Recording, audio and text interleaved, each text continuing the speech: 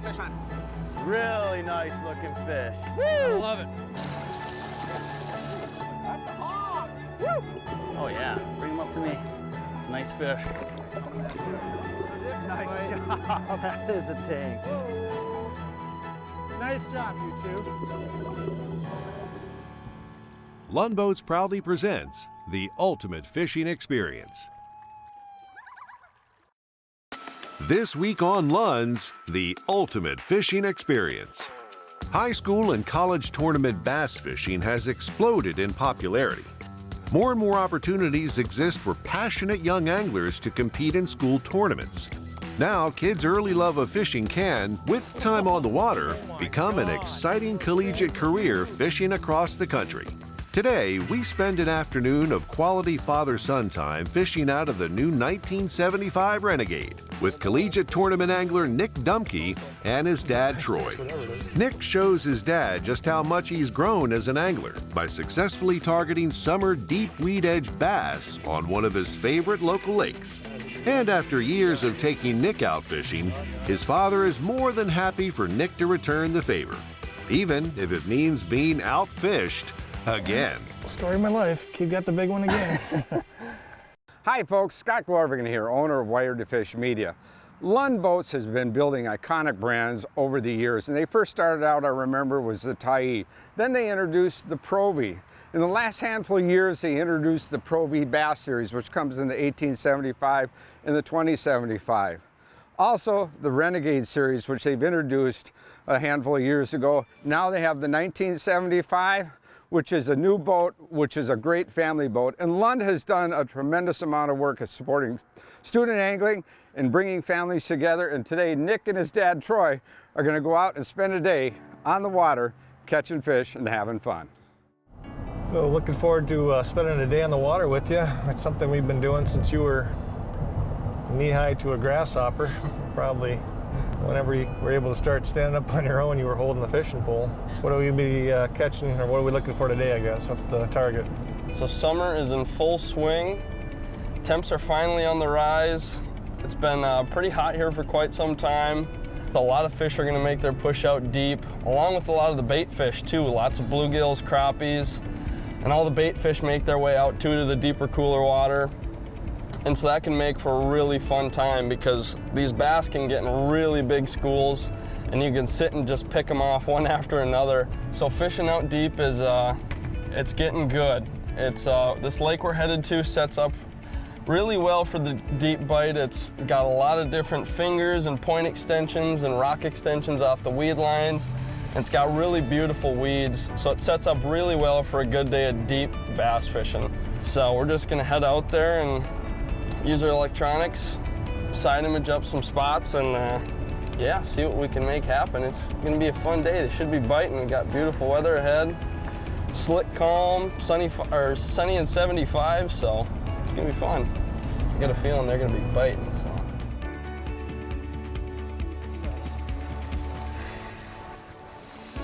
Ooh, this one's got a little weight to her. Could it be a good? It looks like a good one. Oh yeah. See in there?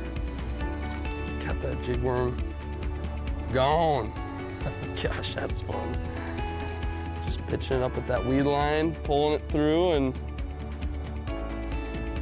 these fish are a little bit further off the weed line, definitely. We're noticing either getting our bites as soon as you pull that jig worm out. I'm gonna have to grab the pliers for this one. As soon as you pull that jig worm out of the weeds is typically when your bite comes, or dragging it out. If you feel some nice rock, continue to just drag it out and pull your way along, and they are eating it. I've been watching you fish for a long time. You were the kind of kid that you were the first one on the boat and the last one to get off the boat. Make the first cast and the last cast of the day. I mean, I remember times as a youngster you would I'd be putting the boat away and you'd be fishing off the dock at the access and still bringing fish in. It's been really cool to watch you from that point to where you're at now in life. You know, being on a collegiate fishing team and traveling the country and doing well and succeeding in the things that you guys are doing. It's been fun to watch. Yeah, the college thing has been an absolute blast. It's been even more fun than I could ever imagine. Traveling the country, just that alone has just been mind-blowing. Getting to fish all these different lakes. It's been a blast getting to fish the Tennessee River, going up at about a month here, we'll be going up to New York. So it's super cool to be able to go to all these different lakes. You really get to grow your portfolio as an angler. You just get to learn so much fishing all these different types of lakes across the country. So that's the great part about the college deal. Closed captioning is brought to you by Mercury Marine. Go boldly. Where I go, I'm at the University of Montevallo. We have a great group of dudes. We actually just won Team of the Year here last year, which that was just a blast to see everyone. It was really a team effort. I mean, we had a bunch of different dudes who all contributed and did really well, which was just awesome to see all your buddies traveling the country doing well. And another one. This one might Up have again? shoulders to it too. It's like a decent one. Dogging. Oh boy. What do we have here? Oh yeah. Getting bigger. Nice.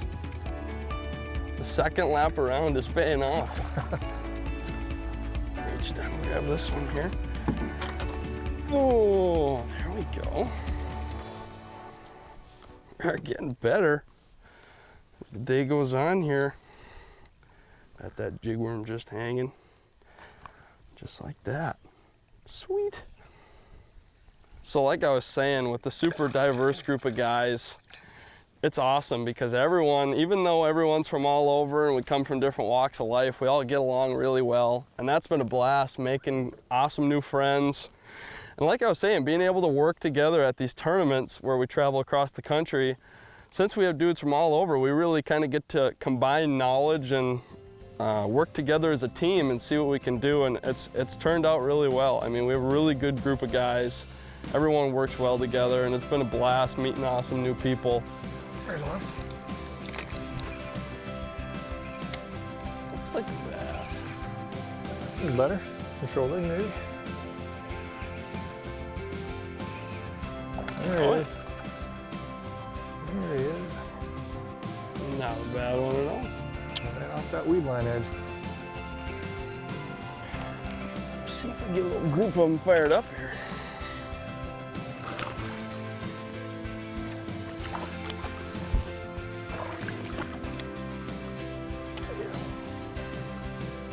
A little bit bigger. Yeah, he swallowed that one all the way.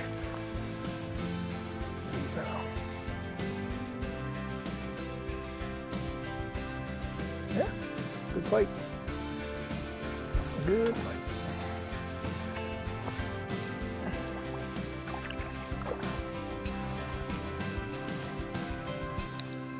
Yeah, he sure held on to that worm for a long time before he must be hungry.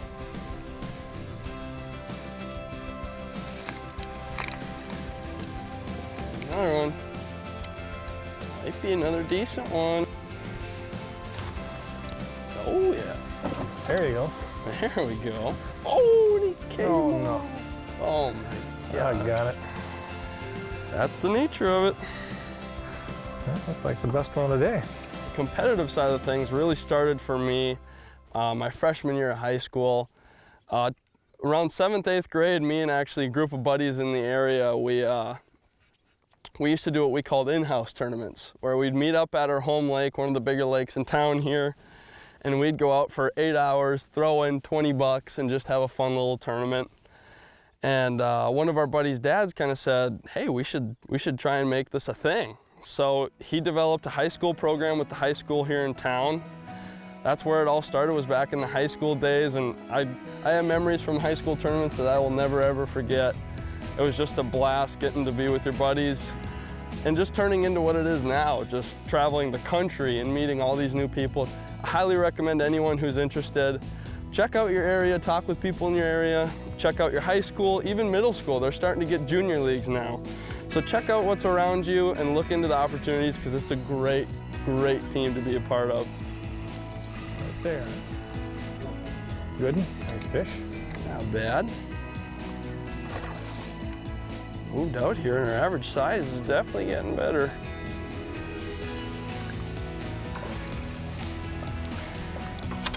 Come here, buddy. Oh yeah. Nice. Decent one. Jig one down the gullet. There we go. Fun bite. Just moved down a little bit here.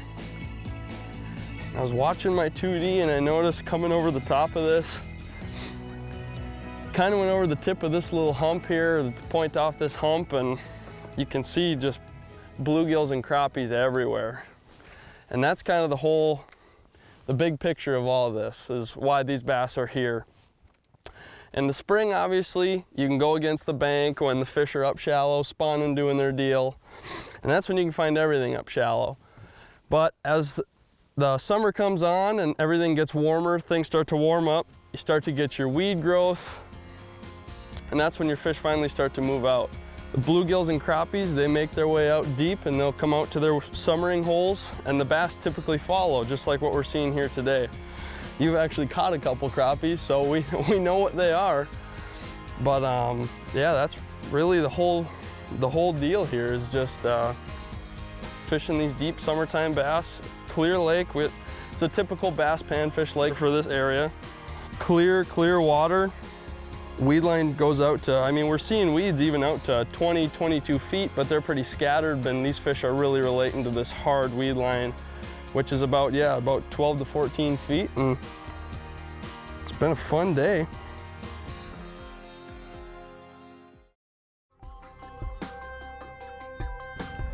So looking at the map on this lake, there's a couple of humps and there's tons of points. There's lots of structure that really stands out. And a great place to start is just to put your side imaging on, get your GPS up, and just go map around, just see what you find. And today, that's really helped us, because there's weeds everywhere. The whole lake is just chock full of weeds. But what really is holding these fish is the rock to weed transitions. And so just going around, looking at the side imaging, I'm really able to find those key areas where I can see the beautiful rock, these big boulders, and then I can see even how thick the weeds are, where the weed line comes out to, and then I can throw a dot down and we can just turn around and just go fish them. So it's a really easy system, and it's a great way to find a lot of stuff that you can't normally find. So there you can see the tip of the weeds starting to come out, and there we're getting to that rock. You can see that good rock finger there, and that rock butts all the way up to that weed point, and that right there is like the magic stuff we're looking for. Like that big boulder right there, and you can even see the weeds start to kick out to it.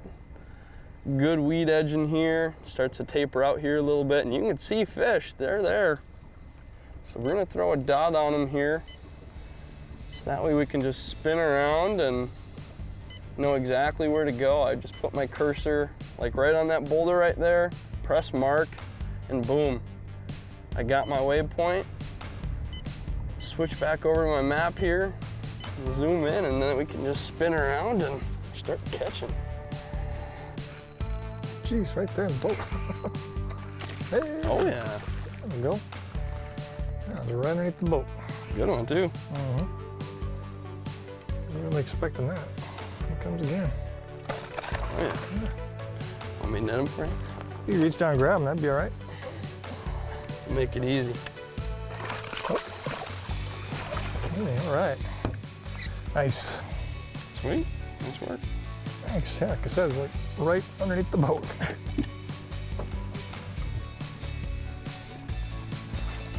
Fun. Yeah. Right underneath the boat there. Didn't expect that. We'll send you back to get a little bigger. I don't know. Well, let me outfish you. What was it that made you be so bass crazy, I guess? I mean, I guess some memories that really stand out are some of the bass memories. I used to have to, it's probably annoying back in the day, but I remember bugging you, can we go bass fishing? Can we go bass fishing? Because I remember we used to throw frogs, and seeing that big blow up, that was probably what did it for me was, yeah, just the excitement of, just that excitement of seeing that big whoosh come out of the water. And might be a better one. Oh yeah. Oh, yeah. Enough for that one.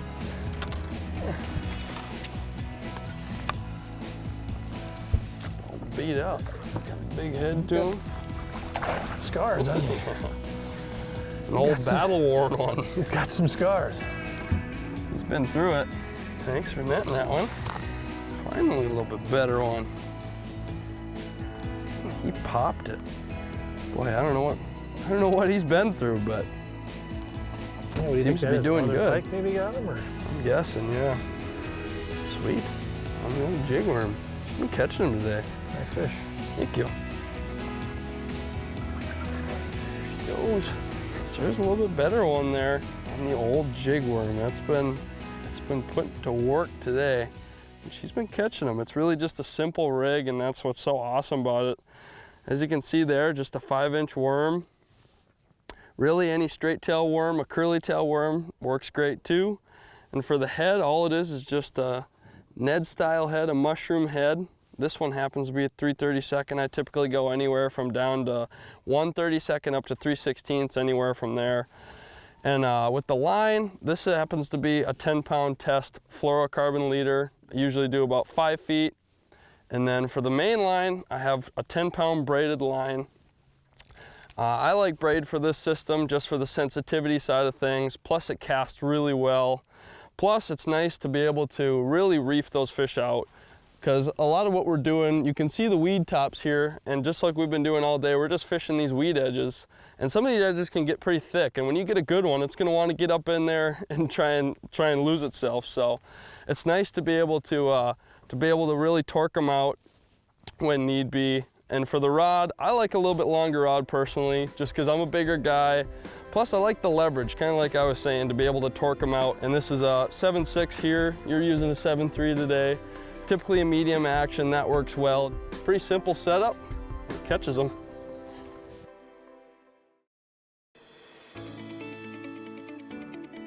So today, my dad and I are fishing out of the new 1975 Renegade.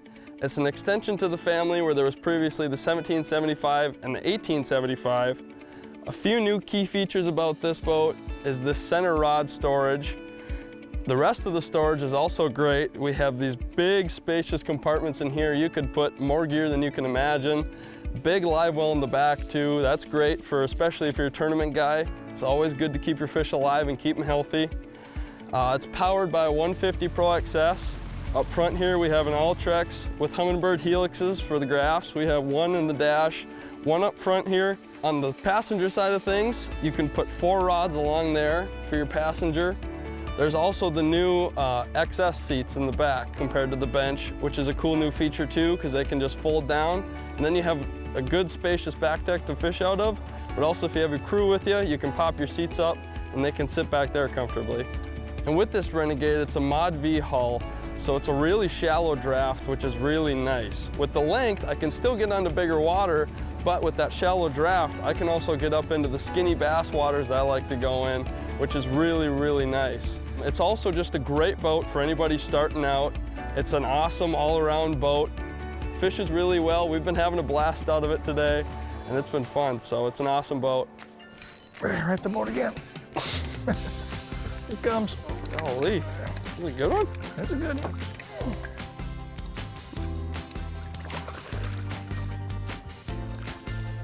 You got him? I think I got him. Feisty in here, I'll give him that. Jigworm strikes again. I might need a new one. It's getting kind of rugged. Yeah, that's all right. Thank you. I think I might be catching up to you, Nick. Yeah, I know. I gotta get after it here. Don't let that happen.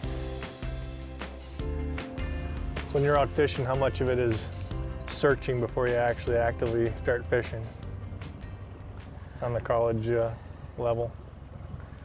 At the collegiate level, I mean, yeah, because just since we travel to so many different lakes across the country, it's different everywhere you go. I mean, like I was saying earlier, going from anywhere from New York down to Florida, obviously there's a huge shift there, so. And being up in Minnesota, that's a giant learning curve. There's definitely some knowledge that transfers over, but yeah, it takes lots of time behind the wheel and on the water to really dial in lakes and figure them out, just because, yeah, everything sets up so different, from fishing river lakes to actual lakes to man-made lakes to you name it. That's the cool part about traveling with the college program, is getting to experience all those different lakes and just building up that bank of knowledge. That's good. Looks like a good one. Right in those bluegills. There he goes. Oh man, acrobatic. In the bluegill school. I saw them busting there just a second ago, and they got a little group of them fired up out there. I missed one. Good one.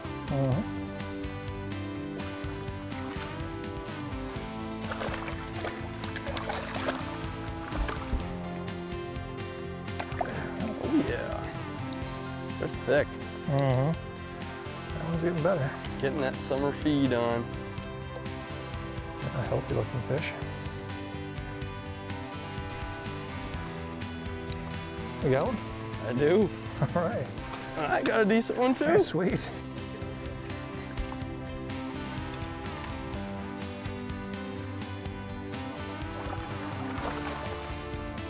Ooh, yeah. I think you got me. I think you got me this time. Doggone it. Sweet. I thought maybe I had you this time, but didn't play out that way. That's all right. We've had a blast today. We man. have, yeah. Good It's a day. good day. Good day. Awesome. Well, story of my life. Kid got the big one again.